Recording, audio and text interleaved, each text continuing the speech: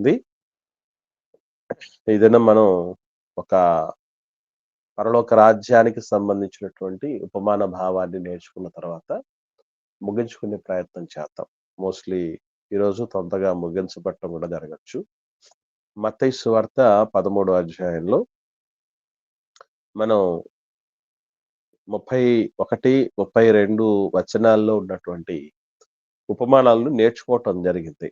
ఈ సమయంలో 33వ వచనంలో మత్తయి సువార్త 13 అధ్యాయము 33వ వచనంలో ఉన్నటువంటి వాక్య భాగాన్ని మనం ధ్యానం చేసే ప్రయత్నం చేద్దాం. అందులో ప్రభు చెప్పినటువంటి పరలోక రాజ్యపు పోలికను ఆలోచన చేయగలిగితే, ఆయన మరి యొక్క ఉపమానము వారితో చెప్పెను.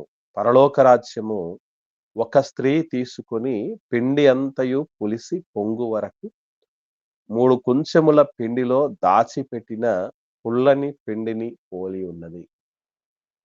ఈ ఉపమానం యొక్క ప్రత్యేకత ఏంటంటే, ప్రభువు మత్తయి సువార్త 13వ అధ్యాయంలో 7 ఉపమానాలు చెప్పారు. 7 ఉపమానాలు చెప్పారు.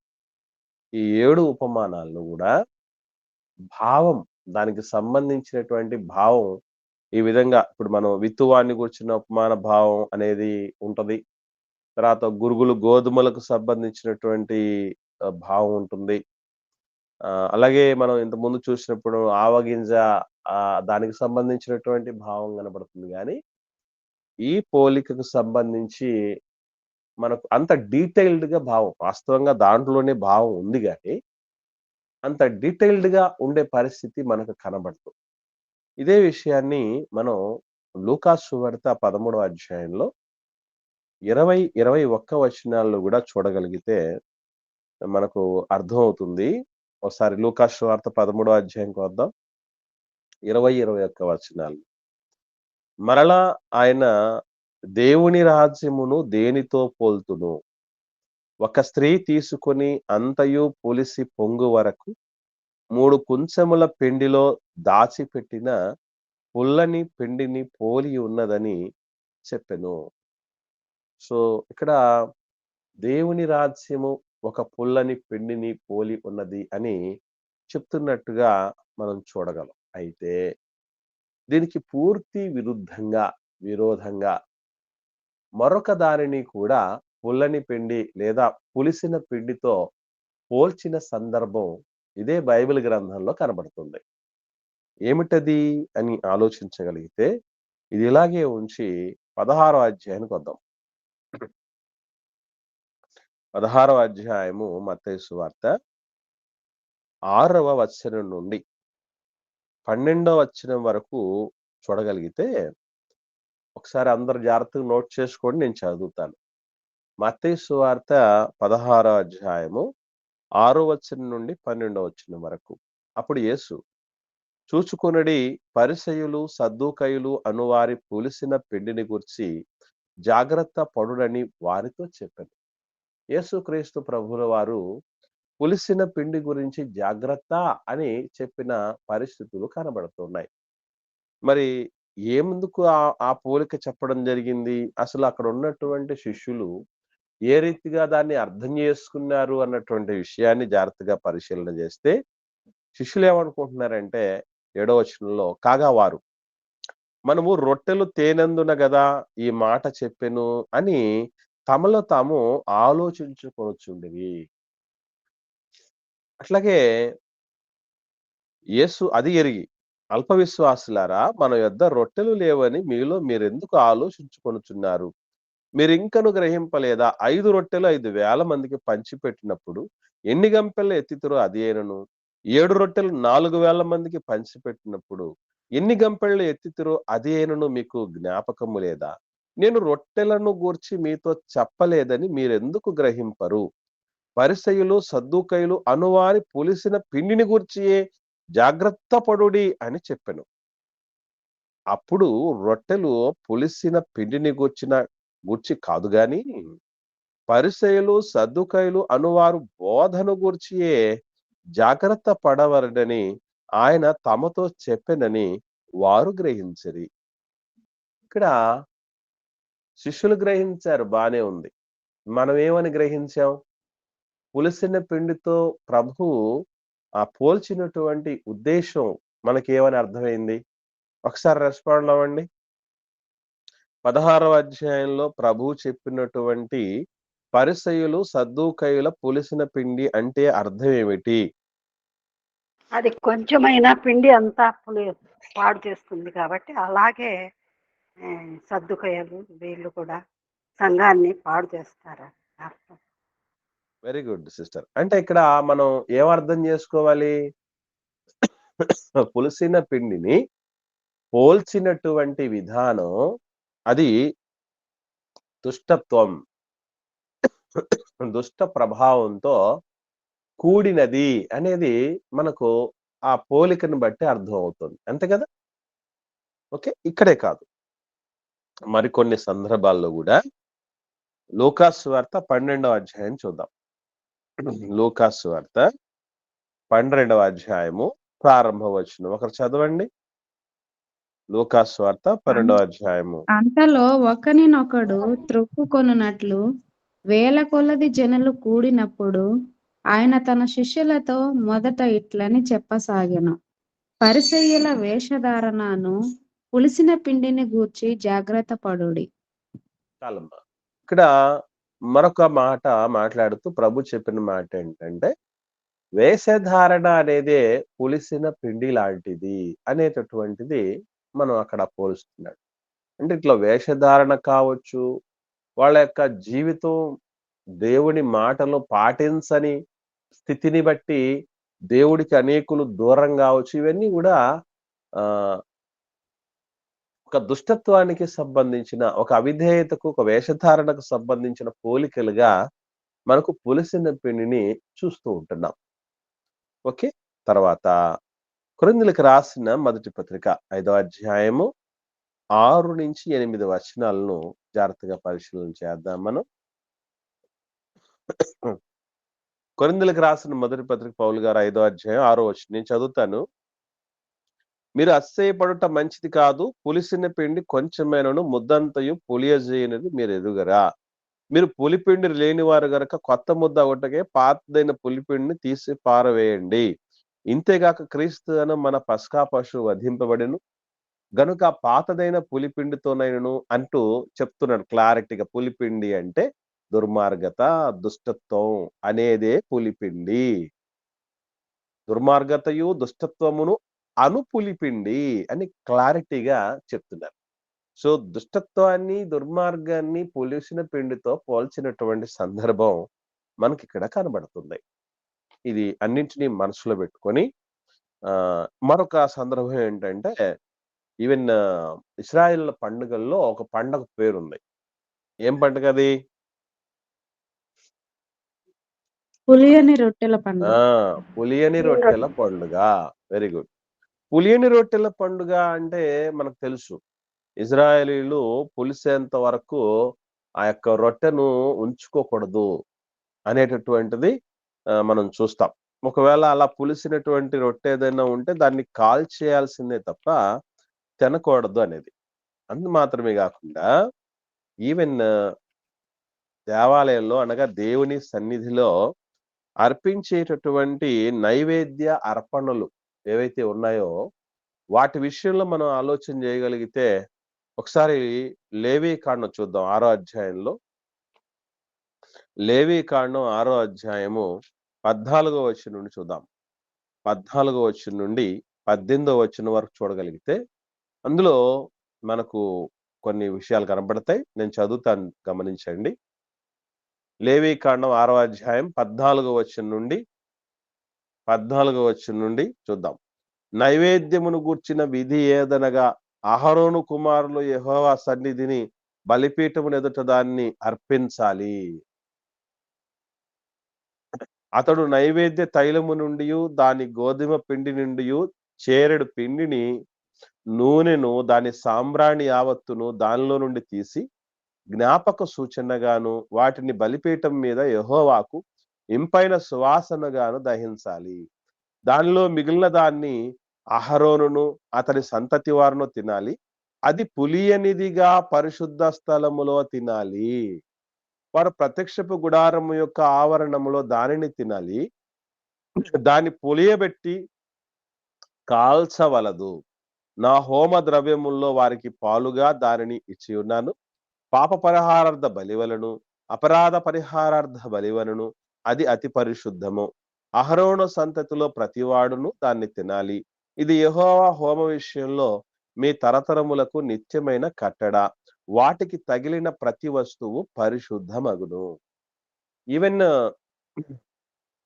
అక్కడ అర్పణ విషయంలో కూడా మనం చూడగలిగితే ఆ పిండిని అర్పించేటప్పుడు పులియని దానినిగా తినాలి అనేటటువంటి పరిస్థితులు ప్రధాన యాజకులు కూడా తినేటప్పుడు పులియని దానిగాని మనం తినాలి. ఎందుకంటే పులిసిన దాన్ని దుష్టత్వముతో, దుర్మార్గముతో, చెడు అన్నటువంటి దాంతో పోల్చినటువంటి పరిస్థితి. రైట్. ఇవన్నీ మనసులో పెట్టుకొని ప్రభువు మత్తయి సువార్త 13వ అధ్యాయం 33వ వచనంలో ఇలా దుష్టత్వముతో, దుర్మార్గముతో, చెడుతనముతో కూడినటువంటి పులిసిన పిండితో దేవుని రాజ్యాన్ని ఎందుకు పోల్చాలి అంటే, దేవుని రాజ్యం దుష్టత్వం కలిగిందనా, దుర్మార్గం కలిగిందనా, చెడ్డదనా, ఏమని అర్థం చేసుకోవాలంటారు? ఇప్పుడు చెప్పండి, మాట్లాడండి. ఎవరన్నా అర్థమైన వాళ్ళు ఉంటే దయచేసి మాట్లాడండి.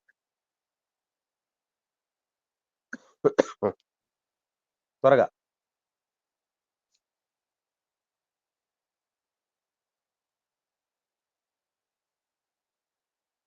అమ్మా, ఎవరికి తెలీదా? బ్రదర్స్ గాని, సిస్టర్స్ గాని ఎవరు మాట్లాడట్లేదు.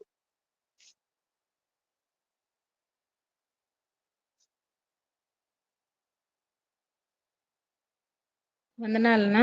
వందనాలమ్మా, చెప్పండి. అదే పరలోక రాజ్యము బలాత్కారులతో పట్టబడి ఉన్నది అనే వాక్యానికి రిలేటెడ్ గా ఈ యొక్క ఉపమానం చెప్పి ఉంటారేమో అని అనుకుంటున్నానన్నా. ఎట్లా అమ్మా అది? అదంటే ఇక్కడ పులిసిన పిండి అని ఉంది కదనా. అమ్మా, ఆ పులిసిన పిండి అంటే అది మంచిది కాదనే కదనా అర్థము. అవును కదమ్మా, ఇప్పుడు దాకా చూసాం కదా దాన్ని. ఆ, బలాత్కారులతో పట్టబడి ఉన్నది అని అంటే ఆ ఆ, అన్ని విధాల వాళ్ళు అక్కడ చేరబడతారు అనే కదనా అర్థము. అట్లా వస్తుందేమో అని అనుకుంటున్నాను. అది వేరేలేమ్మా, వేరేది. మిగతా వాళ్ళు ఎవరన్నా ఉంటే మాట్లాడండి. అంటే పరలోక రాజ్యానికి వెళ్ళే వారిలో మొదటిగా వెళ్ళాలంటే క్రీస్తు రాజ్యంలోనికి సమస్త దుర్నీతిని వదిలిపెట్టే రావాలన్నట్ల ఉద్దేశంతో ఏమైనా చెప్పిండొచ్చు. కాదు నాయన, కాదు. ఇంకెవరన్నా మాట్లాడండి. వందనాలనా. వందాలమ్మా, చెప్తాలి. అన్నా, పిండి పులియబెట్టక ముందు కొంచెంగానే ఉంటది కదన్నా. అమ్మా, అది పులిసిన తర్వాత చాలా ఎక్కువ అవుతుంది. ఉమ్, అట్లేమైనా ఉమ్, దేవుని వాక్యం గాని ఉమ్. చెప్పడం వల్ల ఎక్కువ మంది దాంట్లో చేరేదానికి అవకాశం ఉందని అట్లా అని అనుకుంటున్నాను. వెరీ గుడ్ అమ్మా. ఇక్కడ పులిసిన పిండిని 2 రకాలుగా పోల్చినటువంటి సందర్భాలు ఉంటాయి. ఒక పోలిక ఏమిటంటే క్వాంటిటీ పరంగా పోల్చిన పోలిక. క్వాంటిటీ అంటే పరిమాణం, సైజు అని. రెండవ పోలిక క్వాలిటీ పరంగా పోల్చిన పోలిక. క్వాలిటీ అంటే గుణం. గుణం అంటే మనం ఇప్పుడు శాస్త్రులు, సద్దూకయులు, పరిసయ్యులు వీళ్ళ గురించి ఏదైతే చెప్పబడిందో ఆ చెప్పబడినటువంటి మాట అది క్వాలిటీకి సంబంధించింది. పులిసిన పిండి అన్నటువంటి క్వాలిటీని మనం గమనించగలిగితే అది ఇప్పుడు మనం ఏదైనా మనమైనా సరే దోశలాగా లేకపోతే ఇడ్లీలాగో లేకపోతే ఏదన్నా ఒక పిండిని వాడేటప్పుడు పులిసిపోయిందంటే, బాగా పులిసిపోయిందంటే అది చెడిపోయింది అని అర్థం. దాన్ని వాడకూడదు అనేది. సో ఒక క్వాలిటీ పరంగా అంటే పులిసిన పిండి క్వాలిటీ పరంగా చెప్పేటప్పుడు దాన్ని మనం స్వీకరించే విధానంలో చూసేటప్పుడు అది దుష్టత్వానికి సంబంధించిన సూచన. అందుకే ఆ క్వాలిటీ పరంగా, లక్షణం పరంగా ఉన్నటువంటి దాన్ని దుష్టత్వంతో చెప్పబడింది, దుర్మార్గంతో చెప్పబడింది, దాన్ని తినద్దు అని చెప్పబడింది. కానీ ప్రభు ఇక్కడ పులిసిన పిండితో పోల్చినటువంటి సందర్భం ఏదైతే ఉందో అది పరిమాణం పరంగా, క్వాలిటీ పరంగా కాదు. అంటే వాస్తవంగా ప్రభు ఇక్కడ ప్రస్తావించినటువంటి పరిస్థితి ఎట్లా ఉంటదంటే, ఒక స్త్రీ రొట్టెలను చేసేటప్పుడట మామూలు పిండి ఎక్కువ తీసుకొని ఇదివరకే పులిసిన పిండి పక్కన పెట్టుకుంటదట. ఆ పులిసిన పిండిని ఆ మామూలు పిండితో కలిపి మిక్సప్ చేసి ఒక ముద్ద చేసి కాసేపు పక్కన పెట్టేస్తే వెంటనే ఆ పులుపుదనపు సంబంధించినటువంటి లక్షణం ఆ ముద్దకంతా వచ్చేస్తదట.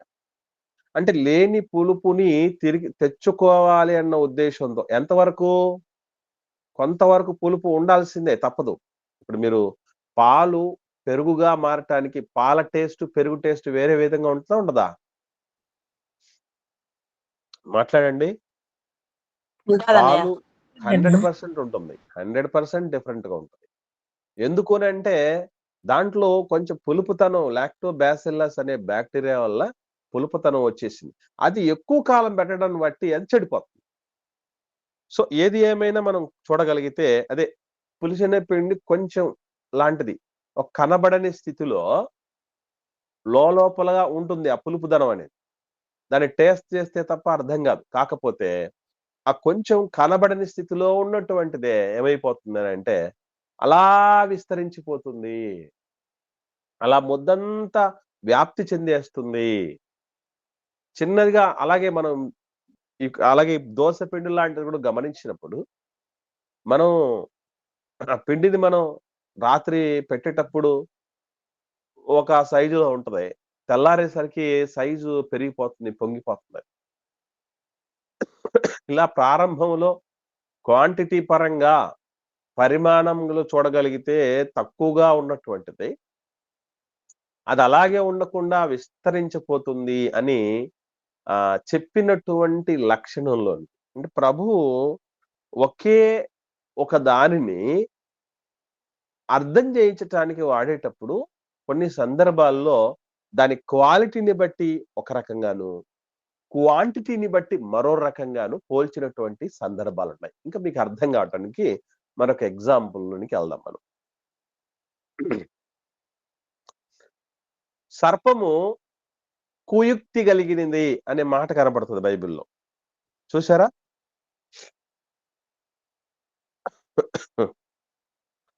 సర్పము కుయుక్తి కలిగిందనే మాట మనం బైబిల్లో చూసామా లేదా?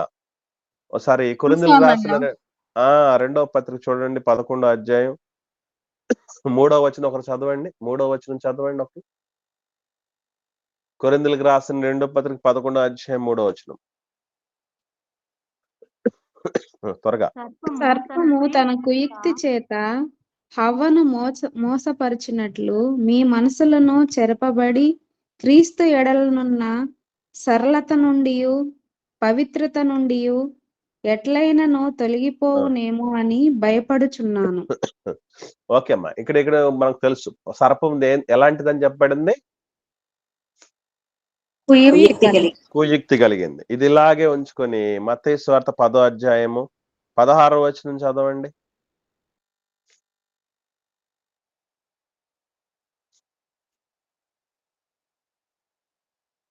మత్తయి సువార్త 10వ అధ్యాయం 16వ వచనం. గొర్రెలను పంపినట్టు నేను మిమ్మల్ని పంపుచున్నాను గనుక పావురం వలె వివేకులను, పాముల వలె వివేకులను, పావురం వలె నిష్కపటులనై ఉండుడి. రైట్. ఇప్పుడు మీకు ప్రశ్న ఏంటంటే సర్పము వివేకము కలిగిందా, కుయుక్తి కలిగిందా? వివేకము కలిగింది.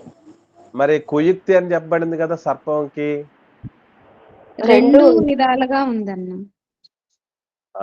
రైట్. ఇక్కడే మీకు తెలియాల్సింది, ఈ తేడా మీకు అర్థం కావాల్సింది ఏంటంటే సర్పము తన కుయుక్తి చేత అని చెప్పబడినటువంటి పోలిక అది భౌతికంగా మనం చూసే సర్పం గురించి కాదు,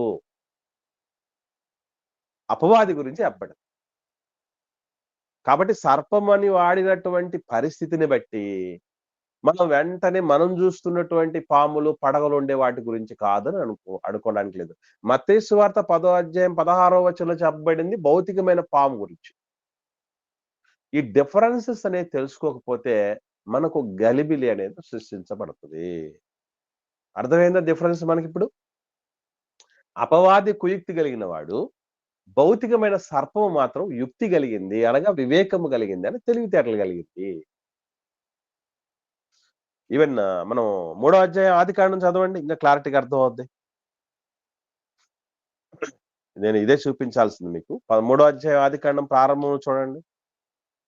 దేవుడైన యెహోవా చేసిన సమస్త భూజంతువులలో సర్పము యుక్తిగలదై ఉండెను. సర్పము యుక్తి గలది అని ఆదికాండంలో చెప్పబడింది. పౌలు గారు మాట్లాడుతూ కొరింథీయులకు రాసిన 2వ పత్రికలో ఏం చూసాం? సర్పము కుయుక్తి కలిగిందని. యుక్తికి కుయుక్తికి ఎంత డిఫరెన్స్ అనుకుంటున్నారు? ఇప్పుడు పులిసిన పిండిని పరలోక రాజ్యంలో పోల్చడానికి, పరలోక రాజ్యంతో పోల్చడానికి, ఈ దుష్టత్వంతో పోల్చడానికి ఎంత డిఫరెన్స్ ఉందో అంత డిఫరెన్స్ కదా. పూర్తిగా చెప్పాలంటే వ్యతిరేక పదాలు యుక్తి, కుయుక్తి అనేవి. కానీ ఆదికాండంలో చెప్పబడినటువంటి సర్పం ఏది? యుక్తి గలది. అది ఏది అని? ఏదేనమ్మా? అపవాదే అన్న. నో నో నో నో, అపవాది కాదు ఇక్కడ. సర్పాన్ని వాడుకోవటం జరిగింది ఒక సాధనంగా. భౌతికమైన సర్పాన్ని ఒక యానకంగా వాడుకొని దాని ద్వారా మాట్లాడడం జరిగింది అపవాది. అంటే తెలివి కలిగిన సర్పాన్ని వాడుకొని తన కుయుక్తిని ప్రదర్శించడం జరిగింది అపవాది. మీకు డిఫరెన్స్ తెలియాలి. మళ్ళీ చెప్తున్నా. ఇప్పుడు నీ కడుపుతో పాకు అని చెప్పింది అపవాదికా, సాధారణ సర్పానికా? సాధారణ సర్పానికన్నా. అంటే ఇప్పుడు దీన్ని బట్టి మీకు ఏమర్థం అవ్వాలి? అమ్మా, అపవాది కోసం కాదు, సర్పం కోసమే చెప్పాడు. శాపం ఇచ్చింది సర్పానికే. మన్ను తింటావు, కడుపుతో పాకుతావు అని చెప్పింది మనం చూస్తున్న సర్పాలకే. మరి దానికి ఎందుకు వచ్చింది శాపం అంటే అది అపవాదికి చోటిచ్చినందుకు. అపవాదికి సర్పం చోటిచ్చినందుకు బట్టి దానికి శాపం వచ్చింది. కాబట్టి యుక్తి కలిగింది మనం చూస్తున్న సర్పం, కుయుక్తి కలిగింది ఘట సర్పం, ఆది ఘట సర్పం అపవాది. ఈ డిఫరెన్సెస్ మనకు తెలియాలి. నంబర్ 1. నంబర్ 2, ఇంకొక పోలికలోనికి వెళ్దాం. పేతురు గారు రాసిన మొదటి పత్రిక 5వ అధ్యాయం 8వ వచనం చూడండి. 8వ వచనం. పేతురు గారు రాసిన మొదటి పత్రిక 5వ అధ్యాయం 8వ వచనం చదవండి. నిబ్బరమైన బుద్ధి గల వారై మెలకువగా ఉండుడి. మీ విరోధి అయిన అపవాది గర్జించు సింహం వలె ఎవనిని మింగుదనా అని వెదకుచూ తిరుగుచున్నాడు. రైట్. ఇక్కడ మనం జాగ్రత్తగా ఆలోచన చేయగలిగితే అపవాదిని ఎలా పోల్చడం జరిగిందండి? గర్జించు సింహము వలె. సింహం లాగా పోల్చడం జరిగింది. ఇదే సింహం పోలికతో ఎవరిని పోల్చడం జరిగింది? యేసు ప్రభుల వారిని. రైట్. చూద్దాం. 5వ అధ్యాయం ప్రకటన గ్రంథం 5వ వచనం. ప్రకటన గ్రంథం 5వ అధ్యాయం 5వ వచనం చూడండి.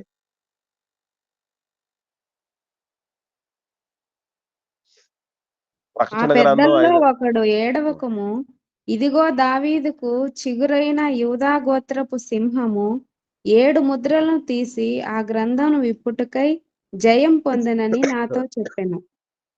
రైట్. ఇప్పుడు నేను అడుగుతున్న ప్రశ్న ఏంటంటే, సింహముతో పోల్చబడడం అనేది పూర్తిగా ఎక్కడ కూడా పరస్పర విరుద్ధమైనటువంటి పోలికలు కనబడుతున్నాయి.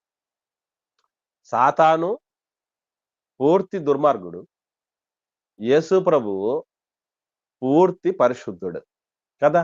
ఇద్దరిని సింహంలాగే పోలుస్తున్నారేంటి? ఇప్పుడు సింహం అనగానే మనం అపవాదని గుర్తు రావాలా మనకు, లేకపోతే ప్రభు అని, యేసు ప్రభు అని గుర్తు రావాలా? ఎవరిని ఇప్పుడు ఆయన సింహంలా అంటాడు అన్నారు. ఇది ఏ సింహం అని? అపవాది అనే సింహం అయినా, లేకపోతే యూదా గోత్ర సింహం యేసు ప్రభు లాంటి పరిస్థితులన్నా ఎట్లా కనుక్కోవాలి మరి? ఇద్దరికి అపవాదిని సింహంతోనే పోల్చడం జరిగింది, యేసు ప్రభుని సింహంతోనే పోల్చడం జరిగింది. ఒకసారి రెస్పాండ్ అవ్వండి.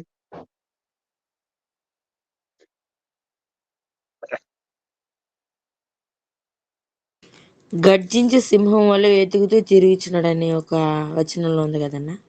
అమ్మా చెప్పండి. అంటే ఇక్కడ క్లారిటీ ఉంది కదన్నా, యూదా గోత్రపు సింహం అంటే మనకు యేసు ప్రభుల వారే గుర్తొస్తారు కానీ వేరెవరు గుర్తురారు కదన్నా. అమ్మా మరి అపవాదిని సింహంతో ఎందుకు పోల్చడం జరిగింది? అట్లాంటి యేసు ప్రభువును పోల్చినటువంటి పోలిక అపవాదికి ఎందుకు వాడాల్సి వచ్చింది? అది నేను అడుగుతున్న ప్రశ్న. అపవాది కూడా ముందు క్వాలిటీ వన్ బై వన్ మాట్లాడండి ఆయన. మాట్లాడు కుమారి, మాట్లాడమ్మా. అపవాది ముందు ఆయనకి మంచి సేవకుడుగానే ఉన్నాడు కదన్నా. అప్పుడు కాదమ్మా, అది కాదు పోలిక కాదన్నా. ఆ, మీతో మాట్లాడండి అమ్మా. అన్న ఇక్కడ యూదా గోత్రపు సింహం అంటే యేసుక్రీస్తు ప్రభుల వారిని ఆ, ఆయన ఎవరికి భయపడకుండా తన జీవితంలో ఆ, అట్లా ఒక్క నిమిషం నాన్న. అక్కడ అపవాది దేవుడికే భయపడలేదు కదమ్మా, వాడికి కూడా భయం లేదు కదా, కాబట్టి ఆ పోలిక కాదు. ఇంకొకరు మాట్లాడండి. స్వప్న మాట్లాడండి ఆయన. అన్నా ఎప్పుడు సింహము వేటాడే నియంత్రణలోనే ఉంటది. అందుకే అపవాదిని ఆ రకంగా పోల్చడం జరిగిందన్న. మనుషులు అంటే మనం పరిశుద్ధులము, దేవుని పిల్లలము ఓకే. ఎవరికి తెలిసినా కూడా వేటాడే రీతిగా ఉంటది కాబట్టి పోల్చడం జరిగింది. అమ్మా గుడ్. ఇక్కడ మనం గుర్తుపెట్టుకోవాల్సింది ఏంటంటే లక్షణం. సింహంలో 2 లక్షణాలు ఉంటాయి. ఒకటి రాజస లక్షణం, 2 క్రూరత్వపు లక్షణం. క్రూరత్వం అంటే నిన్ను మింగేసేయాలి, నిన్ను చంపేసేయాలి, నిన్ను లేకుండా చేయాలనే పోలికతో చెప్పేటప్పుడు మనం అపవాదికి పోల్చడం జరిగింది. రాజసంతో కూడినటువంటి లక్షణం కలిగినటువంటిది అని చెప్పేటప్పుడు యేసు ప్రభుతో పోల్చడం జరిగింది. ఇలా 2 రకాలుగా ఉన్నటువంటి లక్షణాలను మనం తీసుకోవాలి. అలా జాగ్రత్తగా దేవుడి మాటల్ని మనం అది సత్యవాక్యాన్ని సరిగా విభజించటం అనేది మనకు రాకపోతే ఎంత ప్రమాదం సంభవిస్తుందో, వాటిల్లుతుందో మనకి ఇక్కడ అర్థం చేసుకోవాలి. కాబట్టి ఇక్కడ గుర్తుపెట్టుకోవాల్సింది ఏంటంటే దేవుని రాజ్యం ఆ పుల్లని పిండి ఎట్లాగైతే కనిపించకుండా చిన్నదిగా ప్రారంభంలో ఉండి అంతా వ్యాప్తి చెందుతుందో అలాంటి లక్షణంతో పోల్చి మనం కూడా మన దేవుని రాజ్యంలో మనం కూడా ఉన్నామని మనం ఇంతకుముందు తెలుసుకున్నాం కాబట్టి మన విశ్వాస యాత్రలో కూడా నాడు దేవుని రాజ్యం ఎంతగా విస్తరించిందని రాయబడింది తెలుసండి బైబిల్లో. ఒకసారి చూద్దాం. రోమిలకు రాసిన పత్రికలో 10వ అధ్యాయము 18వ వచనం చూడండి. రోమిలకు రాసిన పత్రిక 10వ అధ్యాయం 18వ వచనం ఒకరు చదవండి.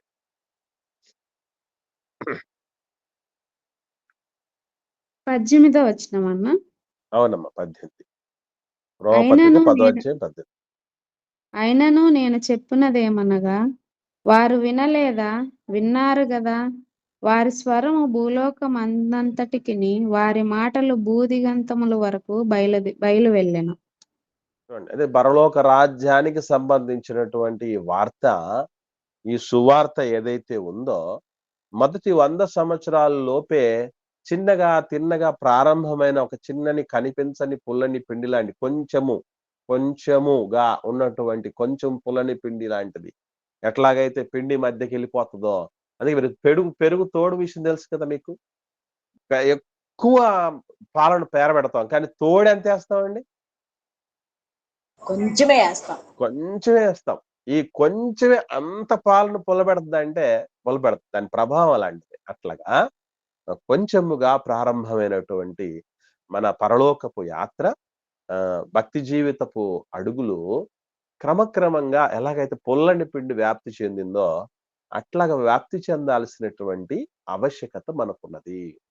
అంటే మనం పరలోక రాజ్యంలో సభ్యులుగా ఉంటున్నామా లేదా అందులో భాగాలుగా ఉంటున్నామా లేదా అని తెలుసుకోవటానికి ఇవి సిమ్టమ్స్ అంటారు, వాటి ముంగుర్తులు, సూచనలు అంటారు. ఎప్పటికీ మనం ఇప్పుడు ఈవెన్ మన పిల్లల విషయంలో కూడా ఆలోచన చేయండి. బుడిబుడి నడకలు వేస్తున్నటువంటి పరిస్థితుల్లో ఉన్న పిల్లలు అలాగే ఉండాలని మనం ఎప్పుడు అనుకోం కదా. కళ్ళ ముందు అలా అలా ఎదిగిపోవాలని ఆలోచన చేస్తాం. దేవుడు రాజ్యం అనేటటువంటి దాన్ని దేవుడు ప్రారంభంలో చిన్నగా స్టార్ట్ చేసినప్పటికీ అది ఎప్పటికీ అలాగే ఉండాలని దేవుడు ఆలోచన కాదు. మీకు ఒక విషయం చెప్పాలి. మీలో చదువుకున్నోళ్ళు చాలా మంది ఉంటారు కాబట్టి ఒక డిఫరెన్స్ చెప్పండి. విలేజ్, హామ్లెట్ ఈ రెండింటికి డిఫరెన్స్ ఎవరికైనా తెలుసా? Village, Hamlet. నాకు తెలిసి విలేజ్ అనేది మీరు వినుంటారు కానీ హామ్లెట్ అనేది వినుండరు. విలియం షేక్స్పియర్ అనేటటువంటి ఒక ఇంగ్లీష్ రచయిత హామ్లెట్ అనేటువంటి దాని మీద ఒక రచన రాయటం జరిగింది, ఒక డ్రామా చేయటం జరిగింది. ఓకే, ఇది మీకు ఎందుకు చెప్తున్నానంటే హామ్లెట్ అంటే ఏ ప్రదేశంలోనైతే సరే, ఏ జనావాసంలోనైతే సరే చర్చ్ అనేది ఉండదో దానిని హామ్లెట్ అంటారు. చర్చ్ లేనటువంటి ప్రదేశాన్ని హామ్లెట్ అంటారట. విలేజ్ అంటే చర్చ్ ఉన్న ప్రదేశం. ఈరోజు మీకు ఎక్కువగా ఏం వినపడుతూ ఉంటాయి? విలేజ్‌లు వినపడతాయా? హామ్లెట్ వినపడతాయా? విలేజ్‌లే వినపడతాయి. హామ్లెట్ అనే పదం ఎక్కువగా వినపడదు. ఆమ్లెట్ వినపడద్దేమో గానీ హామ్లెట్ వినపడదు. ఎందుకనంటే దేవుని రాజ్యం అనేటటువంటి ప్రారంభ దశలోని పులిసిన పిండి లాంటిది. హామ్లెట్ లాంటి లాగానే ప్రారంభమైంది. కానీ అదంతా ఈరోజు ప్రపంచవ్యాప్తంగా విలేజ్ లాగా మారిపోతున్నది. మనం గూడా మన కుటుంబంలో అప్పుడప్పుడు కొంతమంది చెప్తూ ఉంటారు. మా కుటుంబంలో మొదటిగా ప్రభువుని నమ్మింది మా అమ్మగారే, లేకపోతే మా నాన్నగారే, లేకపోతే మా అన్నయ్యే, లేదా మా అత్తగారే, లేకపోతే మా నాన్నమ్మే అని చెప్పి అక్కడితో ఆగిపోరు. ఆమె ద్వారా ఏమైపోయిందంటారు? అందరం మేము మారుమనసు పొందటం జరిగిందంటారు. అంటే పరలోక రాజ్యపు లక్షణాలు ఆ వ్యక్తిలో ఉన్నాయని అర్థం. సో మీ కుటుంబంలో గూడా, మీ బంధువుల్లో, మీ మిత్రుల్లో కూడా మీరొక చిన్న పులిసిన పిండి అని అనుకుంటే అది నిజంగా ప్రభావం చూపిస్తుంది. అది విస్తరింప చేస్తుంది. ఆ లక్షణాలు అలా వాళ్ళలోకి వెళ్ళగలగాలి అనేటటువంటిది మనం మరవకూడదు. నేను ఎన్నో సందర్భాల్లో ఎన్నో సాక్ష్యాలు విన్నాను. మా ఆవిడ వల్ల మా కుటుంబం అంతా మారిపోయింది అని చెప్పినటువంటి పురుషులున్నారు. మా ఆయన వల్ల మేమందరం గూడా దేవుళ్ళలోనికి వచ్చేసాం అన్నటువంటి వాళ్ళున్నారు. మా తండ్రి ద్వారా, మా అమ్మ ద్వారా, మా నాయనమ్మ ద్వారా, మా అవ్వ ద్వారా, మా అత్త ద్వారా, మా పిన్ని ద్వారా, మా బాబాయ్ ద్వారా ఇలా మనకు చెప్పేవాళ్ళు చాలా మందుంటారు. దీన్ని బట్టి మనం ఏ అర్థం చేసుకోవాలంటే మన జీవితంలోనికి, మన కుటుంబంలోనికి వాళ్ళను దేవుడు పులిసిన పిండిలాగా తీసుకొనొచ్చాడు అని మనం అర్థం చేసుకోవచ్చు. వాళ్ళేనా మనం ఎప్పుడవుతాం అనేది ఒక్కసారి మనం ఆత్మవిమర్శ చేసుకోవాల్సినటువంటి ఆవశ్యకత ఉంది ప్రియులారా. అలాగే ఈ దేవుని రాజ్యం అనేటువంటిది ఆ పులిసిన పిండి ఇంకా ఎంతగా వ్యాపించిందనంటే ఆఖరికి మాట చూసుకొని మనం ముగించుకుందాం. కొలస్సీలకు రాసిన పత్రిక మొదటి అధ్యాయం 23వ వచనాన్ని చూద్దాం. అపోస్తలుడైన పౌలు గారు కొలస్సీలకు రాసిన పత్రిక మొదటి అధ్యాయం 23వ వచనం. అయితే మేము సిలువ వేయబడిన క్రీస్తును ప్రకటించుచున్నాము. అమ్మా కొలస్సీలకు రాసిన పత్రికనమ్మా. కొలస్సీలకు రాసిన పత్రిక మొదటి అధ్యాయం 23వ వచనం. తన సన్నిధిని పరిశుద్ధులుగాను నిర్దోషులుగాను అమ్మా కొలస్సీలకు రాసిన పత్రిక మొదటి అధ్యాయం 23వ వచనమ్మా. పునాది మీద కట్టబడిన వారై స్థిరముగా ఉండి మీరు విన్నట్టు ఆకాశము క్రింద ఉన్న సమస్త సృష్టికి ప్రకటించబడినట్టు ఈ సువార్త అన్నాడు చూడండి. ఆకాశము క్రింద ఉన్న సమస్త సృష్టికి నాడే ప్రకటించబడింది. అలా తిన్నగా ప్రారంభమైనటువంటి దేవుని రాజ్యపు ఛాయలు మొదటి 100 సంవత్సరాల్లోనే ఎంతగానో వ్యాప్తి చెందటం అనేది జరిగింది. కారణం ఏంటంటే పరలోక రాజ్యము పులిసిన పిండి లాంటిది. కొంచెము ఉన్నా అది అలా వ్యాప్తి చెందేస్తుంది. అలాగే క్వాంటిటీ పరంగా పెరిగిపోతుంది అని ప్రభు చెప్పినటువంటి లక్షణం. ఇదే పరలోక రాజ్యంలో నీవు నేను ఉంటున్నామంటే అన్ని విషయాల్లో ముఖ్యంగా 3 విషయాలు గుర్తుపెట్టుకోండి. మనం నిజముగా ఈ పరలోక రాజ్యంలో వారసులుగా ఉన్నటువంటి ధన్యులము, శ్రేష్ఠులము, పరిశుద్ధులము, ప్రత్యేకించబడిన వారము అనే విషయాన్ని మీరు నమ్మగలిగితే సమర్పణ చేయము ప్రభువునకు నీ దేహము, ధనము, సమయమును అని చెప్పడం జరిగింది. ఈ 3 విషయాల్ని మనం గమనించగలిగితే ఎప్పుడు కూడా ఇందులో మనం ఎదుగుతూ ఉండగలగాలి. ఒక సమయం ఆహ్, ప్రారంభ దశలో దేవుడిలో మనం ఎదగటానికి, భక్తిలో ఎదగటానికి కేటాయించుకున్న సమయం క్రమక్రమంగా పెంచుకుంటూ ఉంటున్నామా? లేదా ఉన్నది గూడా పోగొట్టుకుంటున్నామా? ఇది ప్రశ్నించుకోవాలి ఒకటి. రెండవది దేహాన్ని కష్టపెట్టం. మీరు గమనించండి, దేవుడి మాటలు అంత సులభంగా నేర్చుకోవాలంటే కుదరదు. ఈ సమయంలో టీవీల ముందు కూర్చునేటువంటి వాళ్ళు, పిచ్చాపాటి మాట్లాడుకునేటువంటి వాళ్ళు, లోకంలో తిరిగేవాళ్ళు ఎంతమందో ఉంటారు. అమ్మ నాకు రిపోర్ట్స్ పెడుతూ ఉంటారు. కల్పనమ్మ. ఈరోజు ఇంతమందొచ్చారు. ఇంతమందొచ్చారు నాయనా అని మనకు విషయం చెప్తూ వస్తారు.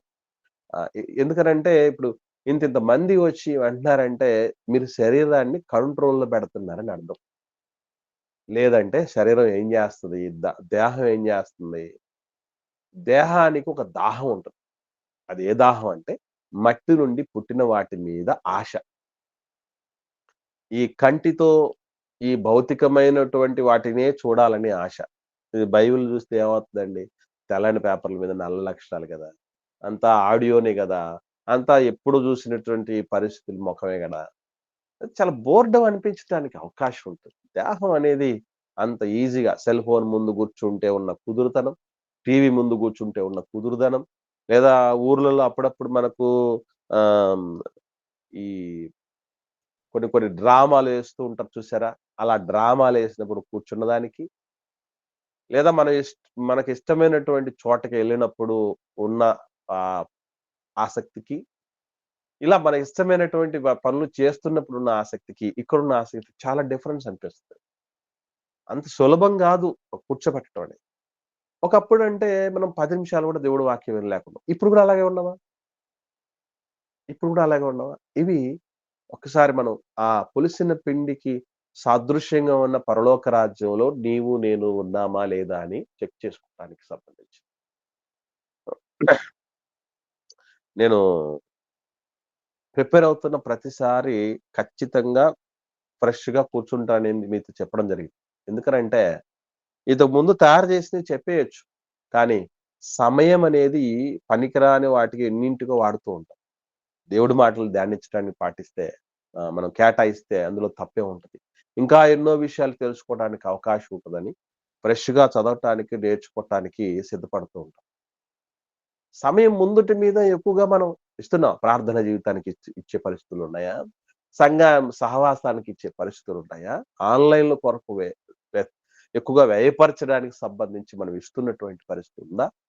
అలాగా దేవుళ్ళోని 10 మంది రండిరా బాబు బాగుపడండ్రా అని మనం అదిగో ఇప్పుడు చాలా మంది నేను వింటూ ఉన్నాను. మా ఆన్‌లైన్ గురించి ఆహ్, తెలిసినటువంటి ఆత్మీయులకి అందరికి చెప్తూ ఉంటారట. తీసుకొస్తూ ఉంటారట. కొందరు చెప్తూ ఆన్‌లైన్‌కి వాళ్ళు రాకపోయి ఉంటే అసలు ఇంత స్ట్రెంగ్త్ ఉండేది కాదు అనే మాటలు గూడా చెప్తూ ఉంటారు. నిజంగా నేను ఎంతగానో సంతోషపడుతూ ఉంటాను. దేవుడు ఇంకెంత సంతోషపడుతూ ఉంటాడు. అలాగా మనం సమయం కేటాయించి ఈరోజు మనం వేటి గురించో చెప్తూ ఉంటాం.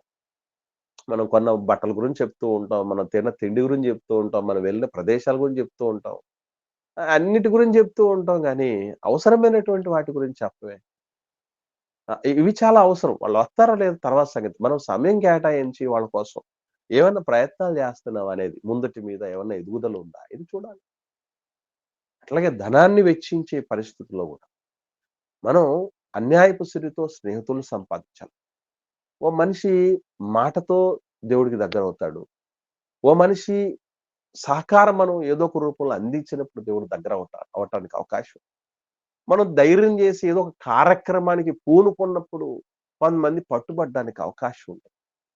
మీకు తెలుసో తెలీదో ఒక కరపత్రిక ద్వారా రక్షించబడిన వాళ్ళు ఎంతోమందున్నారు. ఒక పాట విని రక్షించబడిన వాళ్ళు ఎంతోమందున్నారు. ఒక సభకు వచ్చి, ఒక మీటింగ్‌కొచ్చి రక్షించబడిన వాళ్ళు ఎంతోమందున్నారు. సంఘ సహవాసాలకు, కార్యక్రమాలకు వచ్చి రక్షించబడిన వాళ్ళున్నారు. మనం దేవుడి కోసం ఇదిగో ఒక ఆశ్రమానికో, వృద్ధాశ్రమానికో, అనాథాశ్రమానికో ఏదో ఇవ్వడాన్ని బట్టి దేవుళ్ళలోకి ఎదిగినటువంటి వాళ్ళున్నారు. సంఘం ఏంటి? సహవాసం ఏంటి? పరిచర్య ఏంటి? సేవేంటి?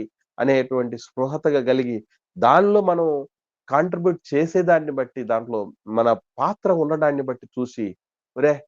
ఆహ్, ఏంట్రా ప్రపంచం అంతా డబ్బు వెంట పడుతూ ఉంటే వెదజల్లుతున్నారేంటి ఈళ్ళు అనే దాన్ని బట్టి స్ఫూర్తి పొందడం అనేది జరుగుతూ ఉంటుంది. ఇలా ముందటికంటే ఒక సమయాన్ని కేటాయించే విషయంలో గావచ్చు, ఒక దేహాన్ని దాన్ని లోబరిచి దేవుని పనికి అనుకూలపరిచే విషయం గావచ్చు. అలాగే సంపాదనను దేవుడి మహిమ కొరకు ఖర్చు చేసే విషయం గావచ్చు. వీటన్నింటిలో గూడా మనం ఎదుగుతున్నామంటేనే మనము కూడా పులిసిన పిండిలాగా మన కుటుంబంలో, మన సంఘంలో, సమాజంలో ఉంటున్నామని అర్థం. అటు ఇక్కడున్న పరలోక రాజ్యంలో మనం సభ్యులుగా లేనప్పుడు పరలోకానికి ఎలా ఎళ్ళగలం చెప్పండి? కాబట్టి ఇవన్నీ మన కోసమే దేవుడు ప్రేమించి ఎంతో ప్రేమతో మనకు అనుగ్రహిస్తున్నటువంటి అవకాశాలు. వాటిని చక్కగా సద్వినియోగం చేసుకోవటంలోనే మన ఉజ్వలమైన భవిష్యత్తు దాగి ఉంది. ఈ తరానికి, రాబోయే తరాలకి ఒరేయ్! బ్రతికితే ఇలా బ్రతకాలిరా! ఇలా గదా మనం వీళ్ళని చూసి గదా మనం నేర్చుకోవాల్సింది. ఇప్పటికే సమాజంలో ఎంతోమంది ఏంటి ఈ జీవితానికి సంబంధించి? ఏం సాధించడానికి మనం ఇక్కడికొచ్చాం? ఎలా దాన్ని దుర్వినియోగపరుచుకుంటున్నాం? ఇట్లాగే ఉంటే ఏమైపోతాం అన్న స్పృహ అనేది లేకుండా ఎన్నో చూస్తున్నా. కమలాపురంలో నిన్ననే ఈరోజే అనుకుంటా జరిగినటువంటి సంఘటన. ఒక బాధితమైనటువంటి ఒక ఏఎస్ఐ ఆత్మహత్య చేసుకున్నాడు. లక్షలకు లక్షలు సాఫ్ట్‌వేర్ ఉద్యోగాలు చేస్తున్నటువంటి పిల్లలు సంపాదిస్తున్నవాళ్ళు. బీచ్‌లో వాళ్ళు ఆత్మహత్య చేసుకునే శవాలే తేలుతున్నటువంటి పరిస్థితి. ఎంతమంది చచ్చిపోతున్నారు. కొంతమంది బతుకుతున్న సమయంలో గూడా జీవచ్ఛవాలా బతుకుతున్నటువంటి వాళ్ళున్నారు. జీవితానికి దిశ ఉండదు, దశ ఉండదు, ఒక గురి ఉండదు. మరి మేము ఎందుకు బతుకుతున్నాం? ఎందుకు మరి మేము ఆరోగ్యంగా ఉన్నాం? ఎందుకు సంపాదిస్తున్నాం? ఎందుకు దేహంలోనికి వచ్చామన్న స్పృహ గూడా కోల్పోయినటువంటి వాళ్ళు ఈరోజు ప్రపంచంలో ఎంతమందుంటారు. వాళ్ళకి అందరికీ ఎవరండి స్ఫూర్తి నింపాల్సింది? ఇహలోక రాజ్యాలన్నిటికంటే పరలోక రాజ్యపు వారసత్వము శ్రేష్టత ఎంతో గొప్పదని ఆ రాజ్యంలో సభ్యులైనటువంటి మనమే నేర్పించాల్సినటువంటి ఆవశ్యకత.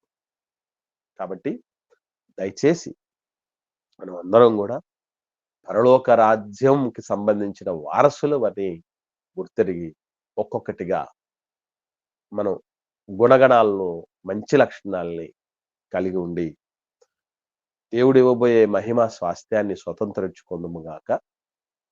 ఆమేన్. ఎవరికైనా ఏమైనా సందేహాలుంటే దయచేసి అడగండి. లేని పక్షాన ఒకరు ప్రార్థన చేయండి. ముగించుకుందాం.